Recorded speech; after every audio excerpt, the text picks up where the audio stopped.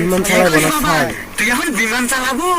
Yes বাবা, আর শুধু তাই না, আমি যদি ঠিকঠাক মতো বিমান চালাতে পারি বাবা, তাইলে লাখ লাখ টাকা ইনকাম, তোমার সব স্বপ্ন পূরণ করে দেবো। যাক বাবা, তুই না খুব শান্তি পেলাম বাবা। কিন্তু বাবা, প্রবলেম একটা আছে। তুমি তো জানো যে কোনো চাকরি নিতে গেলে টাকা লাগে, কিন্তু আমার এখানে টাকা লাগবে না। আসলে সরকার থেকে বিমান দেয়, কিন্তু তেল তোলার টাকা সবসময় দিতে পারে না। এটা আমাদের মতো পাইলটদেরকে ইনভেস্ট করতে হয় তেল তোলার জন্য। হ্যাঁ বাবা, জানি তো যে বাংলাদেশে যে কোনো চাকরি নিতে গেলে কম বেশি কিছু টাকা লাগে। তা বাবা, তোমার কত লাগবে বাবা? আরে বাবা, ঘাবড়ানোর কিছু নাই।